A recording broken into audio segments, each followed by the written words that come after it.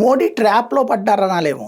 ఎందుకంటే విపక్షాలు ఇప్పుడు ఓ బిల్లుని వ్యతిరేకించిన వాళ్ళు 3 బిల్లుల్ని వ్యతిరేకించిన. అందులో ప్రధానమైన బిల్లు ఏంటి? ఎవరైనా సరే నేరం అంటే మంత్రి కావచ్చు, ముఖ్యమంత్రి కావచ్చు, ప్రధానమంత్రి కావచ్చు, 5 ఏళ్ల జైలు శిక్ష పడే నేరంలో అభియోగం మోపబడి అంటే ఆ కేసు తీవ్రత 5 ఏళ్ల పైబడి ఉండాలి. అందులో ఆ జ్యుడిషియల్ కస్టడీ ఎవరిస్తారు? మ్యాజిస్ట్రేట్ ఇస్తారు. మ్యాజిస్ట్రేట్ ఎప్పుడు ఇస్తారు? ప్రాథమిక ఆధారాలు ఉంటే ఇస్తారు. అలాగే ఒక 1 నెల రోజులు జైల్లో ఉంటే వాళ్ళకి సంబంధించినటువంటిది కోల్పోతారు అన్నటువంటిది ప్రధానమైనటువంటి అంశం. ఏం కోల్పోతారు? వాళ్ళకి సంబంధించినటువంటి మంత్రి పదవి కోల్పోతారు, ముఖ్యమంత్రి పదవి కానీ, ఈవెన్ ప్రధానమంత్రి కానీ, కేంద్ర మంత్రి కూడా అన్నిటికీ చెప్పారు. అంటే ఇప్పుడు ఏమంటున్నారు వీళ్ళు?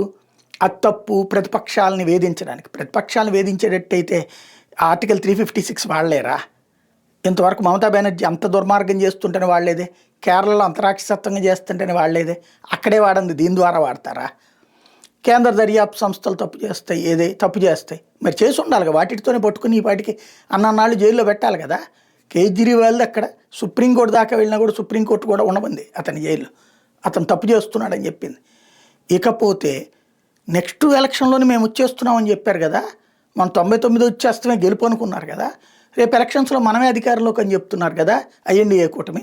మరి ఇంకేం బాధ? దీన్ని అడ్డు పెట్టుకుని రేపొద్దున బీజేపీ పాలిత రాష్ట్రాల వాళ్ళని కదా వాళ్ళు కదా భయపడాల్సింది. మోడీ తీసుకొచ్చిన అస్త్రంతో రేపొద్దున కాంగ్రెస్ మానెత్తినే ఏమన్నా పెడుతుందని చెప్పి వాళ్ళు కదా.